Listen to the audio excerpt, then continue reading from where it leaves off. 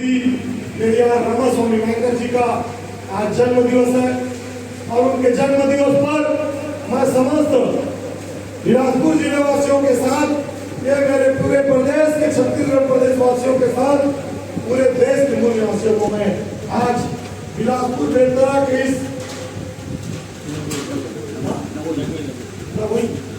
नगोई ग्राम पंचायत की धरती से मैं पूरे भारतवर्ष को बधाई देता हूँ। महानायक जी का जन्म दिवस को बहुत बहुत बधाई और हमारा संकल्प लेते हैं कि पेरियार रामास्वामी नायकर जी का जो संदेश था, जो उनका कार्य था, उस कार्य को आगे बढ़ाने के लिए भी हम संकल्प लेते हैं। तमिलनाडु में जन्म लेकर उन्होंने तर्क किया और रूढ़िवादी परंपरा को प्रमाणित करके दिखाया। संदेश दिया कि देखो, जिसको आप डरते हो वो मेरा कुछ नहीं बिगाड़ सकता और इसको आप डरने का कार्य करते हो तो सोचो समझो और जानो। आप अपने माँ बाप को दूध कभी नहीं देते, फल कभी नहीं देते, लेकिन उस मिट्टी के मूर्त के लिए आपके पास फल देने के लिए पैसा आ जाता है और भूख प्यास से बिलखते उस बुजुर्गों को देने के लिए फल और दूध नहीं देता।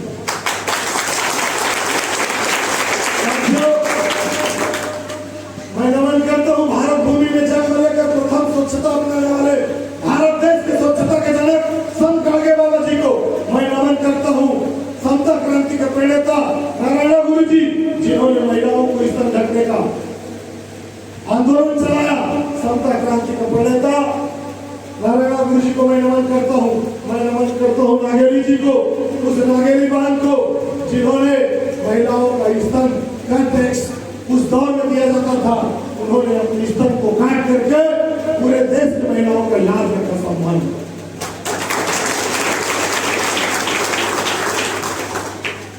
साथियों, मैं नमन करता हूँ छत्तीसगढ़ राज्य में मालिकाना हक दिलाने के लिए लड़ाई लड़ने वाले उस गुरु बालक दास जी को, जिन्होंने शिक्षा को जोड़ दिया और हमें जमीनी का मालिकाना हक दिलाने के लिए लड़ाई लड़ते हुए उन मनुवादियों ने उसको षड्यंत्र पूर्वक हमारे पड़ोसी राज्यों से भेज करके यही औरंगाबाद में उनको षड्यंत्र पूर्वक मारा गया। हम नहीं भूले औरंगाबाद का इतिहास, लेकिन जिस दिन हमारा समाज इकट्ठा हो गया उस दिन औरंगाबाद का भी इतिहास को दोहराया जाएगा, बदला लिया जाएगा। साथियों, हमसे समाज अपेक्षित है, हमसे राज्य अपेक्षित है, हमसे हमारे तमाम महापुरुष हमसे अपेक्षा रखा है कि मेरे कौम के लोगों के लिए मैंने इतने बड़े कार्य किया, लेकिन मेरे कौम के लोग आज बेबस लाचार और हाथ में हाथ धरे बैठे हुए हैं। कब उनका खून उबाल आएगा, कब उनका मन मस्तिष्क खुलेगा और क्रांति का लहर कब दौड़ाएगा और कब वो भीमा पड़ेगा उनका इतिहास दोहराने के लिए, कब अपने महापुरुषों का मिशन को आगे बढ़ाने के लिए, कब अपनी माता बहनों का लाज बचाने के लिए वो मसान लेकर के घर बार त्याग करके निकलेगा। ऐसा हमारे महापुरुष लोग आज भी अपेक्षित है।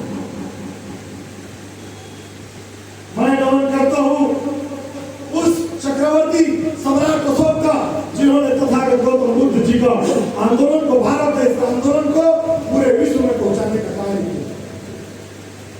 किया। तमाम संतों, गुरुओं और महापुरुषों ने समय समय पर जन्म लेकर के भारत देश में और हम सबको मान सम्मान से भरा जीवन जीने लायक बनाने के लिए इस तरह से मंच, इस तरह से स्टेज में बैठ करके बराबरी का अधिकार दिलाने के लिए अपने अपने दौर में सामाजिक क्रांति का आंदोलन चलाया। तब जाकर आज आप और हम सब लोग यहाँ पर संगठित और एकत्रित हो पाए।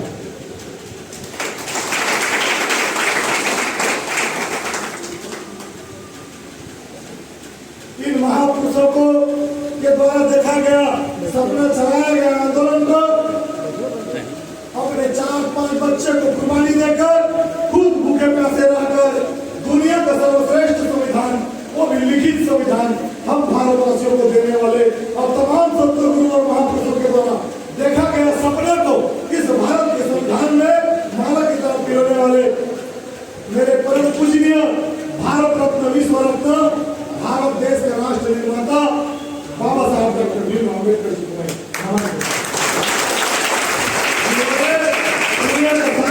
बसाकर 2 वर्ष 11 माह और 18 दिन में सर्वश्रेष्ठ संविधान भारत देश के लिए लिखा। माताएं लोग आ रहे भाई, उनको यहाँ पहुंचाओ और सम्मान के पूर्वक मेरे युवा साथी उनको कुर्सी दे दो भाई बैठने के लिए। अब माताओं का सम्मान करता हूँ उस दीनदयाल वाल्मीकि जी को, जिन्होंने बाबा से बहुजन न्याय जी को बहुजन न्याय पढ़ाया, बहुजन आंदोलन से जोड़ा।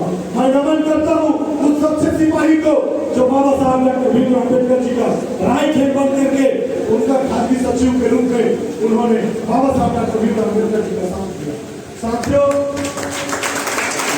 मैं जान रहा हूँ, लेकिन मेरे युवा साथी बहुजन महापुरुषों को नहीं जानते, इसलिए मैं लंबा चौड़ा महापुरुषों का नाम को ले रहा हूँ। तो बहुत से साथी इधर उधर हो रहे हैं। मैं इस कार्यक्रम के ऑर्गेनाइजर कमेटी को कहना चाहूंगा कि जो साथी इधर उधर हो रहे हैं, आप लोगों ने बहुत ज्यादा खर्च किए हैं और यहाँ तक लाने के लिए, इस कार्यक्रम को कराने के लिए, तो कृपया कर सभी साथियों को उनके स्थानों पर बैठाने का कष्ट करें। एवं राष्ट्रीय अध्यक्ष आजाद समाज पार्टी, परम सम्माननीय बहुजन योद्धा और बहुजनों का आज के दौर में सबसे बड़ा आइकन बड़े भाई माननीय डॉक्टर चंद्रशेखर जी को मैं क्रांतिकारी सलाम करता हूँ। क्रांतिकारी सलाम करता हूँ और पूरे देश में बहुजन आंदोलन को तीव्र गति से निस्वार्थ भाव से आगे बढ़ाने वाले तमाम युवा और तमाम मेरे युवतियों बहनों को भी मैं क्रांतिकारी सलाम करता हूँ। आज इस कार्यक्रम के ऑर्गेनाइजर और जिनकी वजह से मैं आप लोगों के बीच में पहुंच पाया, सम्माननीय भोलाराम रत्नाकर जी, भाई दीपक केसर जी,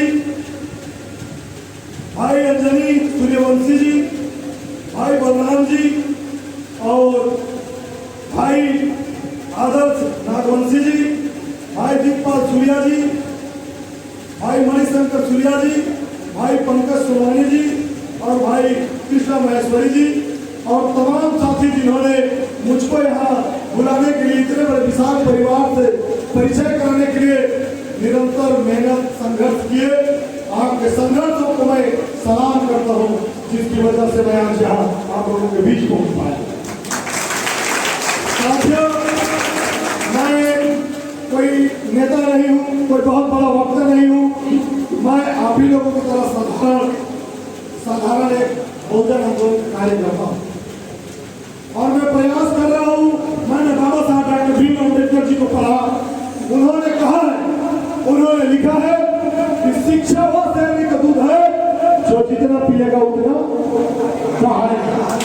इसलिए मैं बहुजन महापुरुषों को पढ़ा और जाना, तब से न्याय उत्पीड़न के खिलाफ लड़ते हुए आप लोगों के बीच पहुंचा हूँ। आप लोग इस बात से भली भांति अवगत है कि बाबा साहब डॉक्टर भीमराव अम्बेडकर जी ने कहा है, शिक्षित करो, संगठित रहो और संघर्ष करो। मेरा संघर्ष को तो आप लोग जानते हैं, कितने लोग जानते हो? हाथ खड़े करो भाई। मैं बहुजन आंदोलन में संघर्ष करते आ रहा हूँ, कितने लोग जानते हो? बहुत कम लोग। ठीक, मेरा प्रयास है कि मैं अपने लोगों को संगठित कर सकूं। मेरा प्रयास है कि मैं अन्याय उत्पीड़न के खिलाफ लड़ सकूं। आप लोगों को पता है 17 तारीख को यही आप लोगों के बिलासपुर हाईकोर्ट से बाहर में निकल रहा था। यहाँ के संविधान विरोधी और बहुजन विरोधी और क्रांतिकारी युवा साथियों के विरोधी पुलिस प्रशासन ने मुझको 17 तारीख से 21 तारीख तक जेल में डाल दिया। तो उस पुलिस प्रशासन से तो मैं डरता नहीं हूँ। मुख्यमंत्री जिधर दौरा करता है मुझको गिरफ्तार करने का कार्य कर देता है। तो मैं तो चाहता हूँ मेरे बेगुनाह साथी लोग जो जेल में सजा काट रहे हैं उनको मिलूं और उनको मिल करके क्रांतिकारी फौज तैयार करूं।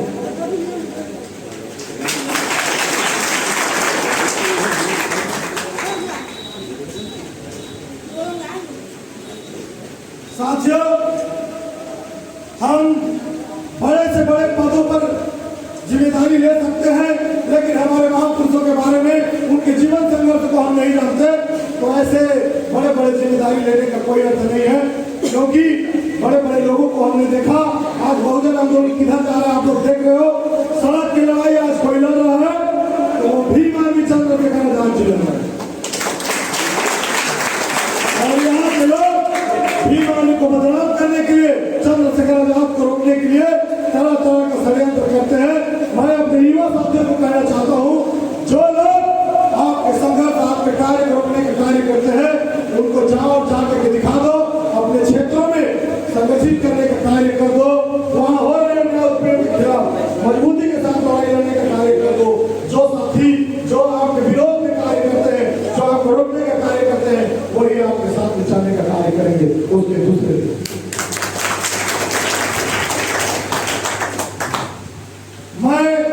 मैं क्या हूँ इसको मत देखो। हम कितने बड़े परिवार से हैं, कितने बड़े महापुरुषों के परिवार से उसको देखो। और किसी से डरने की जरूरत नहीं है। भारत का संविधान हमें इस देश के किसी भी कोने में हमें अपने मौलिक अधिकार देता है और हमें पूर्ण रूप से अधिकार देता है कि हम अपने मान सम्मान और अधिकार की लड़ाई किसी भी राज्य में, किसी भी कोने में देश का जाकर भारत की संवैधानिक लड़ाई लड़ सकते हैं। वो किसी की भाई के में औकात रही कि हमें इस देश का किसी भी कोने में अपने अधिकार की लड़ाई लड़ने से वंचित कर सकते।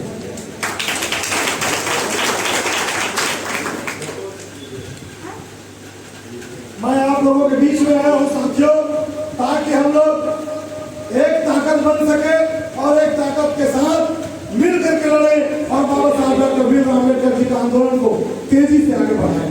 इसलिए आप लोगों के बीच में आया हूँ। हमारे सीनियर सिटीजन साथी लोग बोले कि जगह जी आप आइए, हमारा परिवार बहुत बड़ा है और हम मिल करके काम करेंगे। और महापुरुषों के द्वारा देखा गया सपना, इस भारत देश को, संपूर्ण भारत देश को बहुत हमें बनाना बाबा साहब डॉक्टर भीमराव अम्बेडकर जी का अंतिम लक्ष्य है। और वो लक्ष्य तब पूरा होगा जब आप और हम लोग संगठित होकर के अन्याय उत्पीड़न के खिलाफ लड़ाई लड़ेंगे, संविधान विरोधी के खिलाफ लड़ाई लड़ेंगे। और हमारे लोगों को धर्म और जात मजहब के नाम पर टुकड़ों में बांटने का काम जो करते हैं, ऐसे लोगों को इस देश से खदेड़ने का कार्य करेंगे। तब जाकर के बाबा साहब डॉक्टर भीमराव अम्बेडकर जी का सपना साकार होगा। और आप मत भूलिए, जाओ जाकर के समाज को बताओ कि हम यहाँ वर्ण व्यवस्था नहीं चाहते, या हम संवैधानिक व्यवस्था चाहते हैं, या हम मान सम्मान की व्यवस्था चाहते हैं, या शिक्षा, चिकित्सा और रोजगार, और हमें रोटी कपड़ा मकान नहीं चाहिए। यहाँ इस देश में हमें बराबर का अधिकार चाहिए और मौलिक अधिकार चाहिए, समानता का अधिकार चाहिए, संविधान का राज चाहिए और यहाँ के मूल निवासियों का राज चाहिए। ऐसा हमें राज चाहिए। क्योंकि हमारे तमाम संतों और गुरुओं और महापुरुषों ने इस देश के, इस राष्ट्र में निर्माण किया है। और इस देश में आए यूरेशियन चोर को बने इस राष्ट्र को नहीं बनाया है, इस राष्ट्र को लूटने का कार्य किया है। और ऐसा नहीं होने देंगे। हम बाबा साहब के सैनिक जाग चुके हैं, संगठित होंगे और पूरे ताकत के साथ लड़ेंगे और संविधान विरोधियों को, मनुवादियों को, आरएसएस को, जो इस देश के गुंडे हैं, इन गुंडे को यहाँ से भगाने का कार्य करने का काम ये बाबा साहब का सैनिक करेगा, भीम आर्मी के लोग करेगा। डरने की कोई बात नहीं है साथियों। एक भीम आर्मी के कार्यकर्ता तो कोई उंगली दिखाता है तो उसका उंगली को तोड़ने का वही पर कार्य करो। ऐसा बाबा साहब ने बोला है। हमें गांधीवाद नहीं चाहिए, हमें अम्बेडकरवाद चाहिए। इस देश में हमें अम्बेडकरवाद चाहिए और अम्बेडकर राज चाहिए, जिसमें सबको मान सम्मान से भरा, मान सम्मान के साथ स्वाभिमान से भरा ऐसा सम्मान व्यवस्था चाहिए। भारत देश हमारे महान चक्रवर्ती सम्राट का देश है और ये हमारा भारत रहेगा। हम इसको हिंदुस्तान नहीं बनाने देंगे। हमारा भारत है और भारत ही इसको रखेंगे। कोई साथी हिंदुस्तान नहीं बोलेगा और हिंदुस्तान नहीं है। हम इस देश के मालिक है, हम इस देश के मूल निवासी है। हमारा कौम नागवंशी है और हम नागवंशी रहेंगे और इस देश के मूल निवासी है। मनुवादी लोग हमें 6743 जाति में बांट कर तरह तरह के जात, धर्म, मजहब के नाम पर लड़ाने का कार्य करते हैं। ऐसे लड़ाने से डरने वाले नहीं है। हम फौलादी है, अम्बेडकरवादी है और झूठेवाद पे नहीं जाते। संविधान की राज चाहते हैं, अन्याय उत्पीड़न के खिलाफ लड़ना चाहते हैं। हम जुल्म सहना चाहते हैं तो जुल्मों के खिलाफ लड़ना भी जानते हैं। हमारी माता बहनों को शोषण करना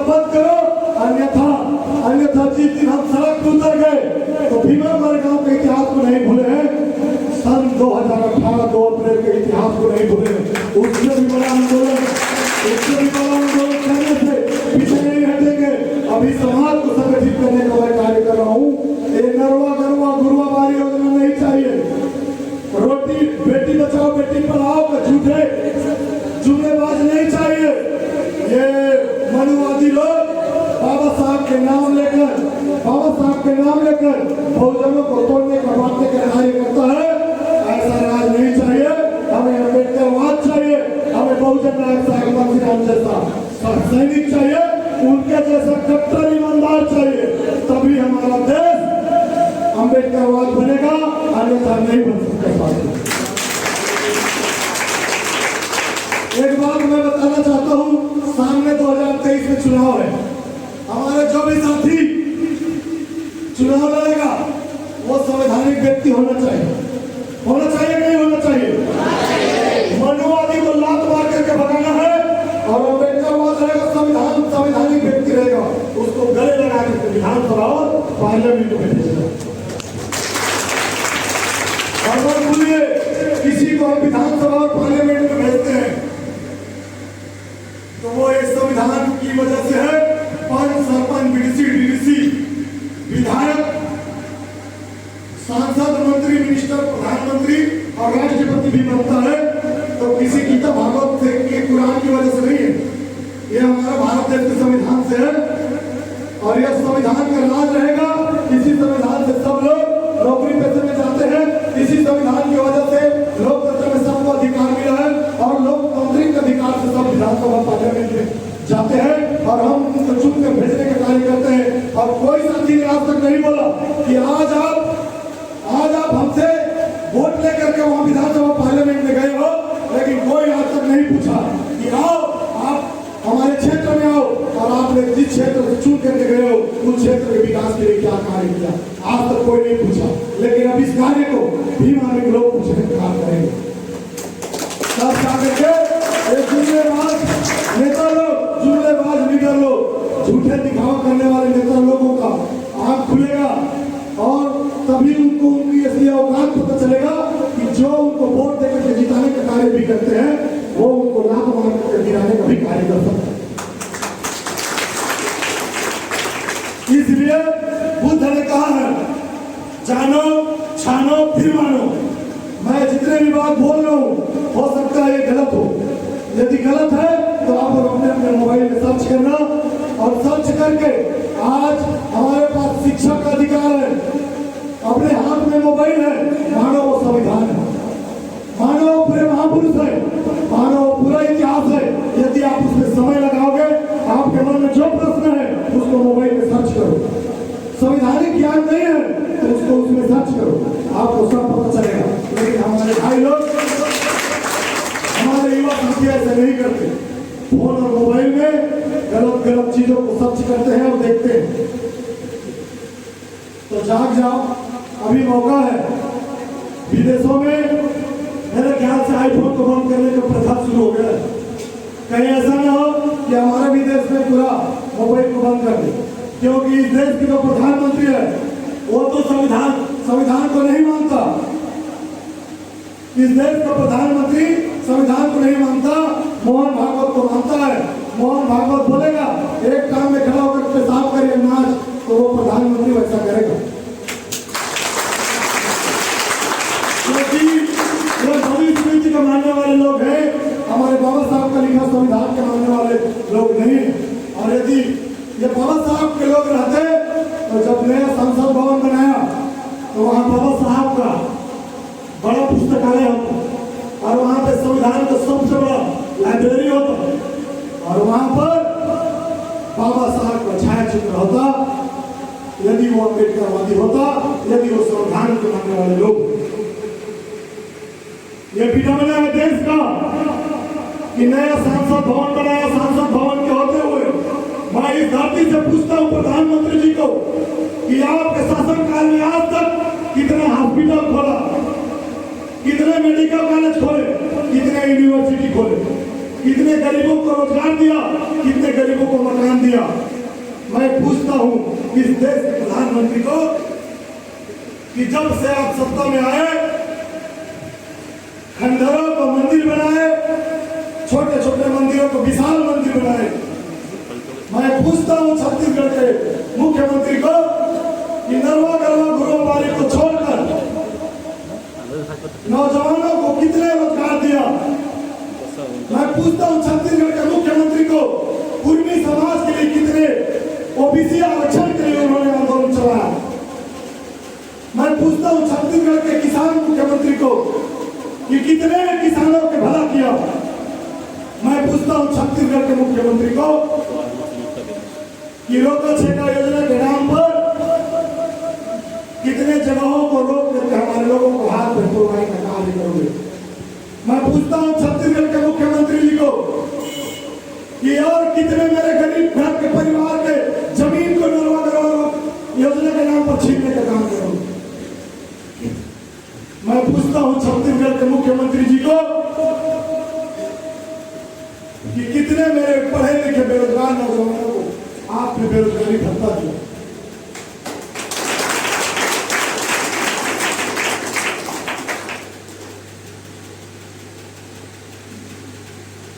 जगह जगह समूह बनाकर गोबर का दिया बनाने का ढोंग करने वाले मुख्यमंत्री जी, कांग्रेस के छत्तीसगढ़ के मुख्यमंत्री जी को मैं पूछना चाहता हूं कि अपने निजी परिवार को अपने निजी क्षेत्रों में महिला समूह बनाकर आप पूरे प्रदेश को गुमराह करने का कार्य कर रहे हो। कितने महिला समूहों को आपने रोजगार दिया, कितने महिला समूहों को आपने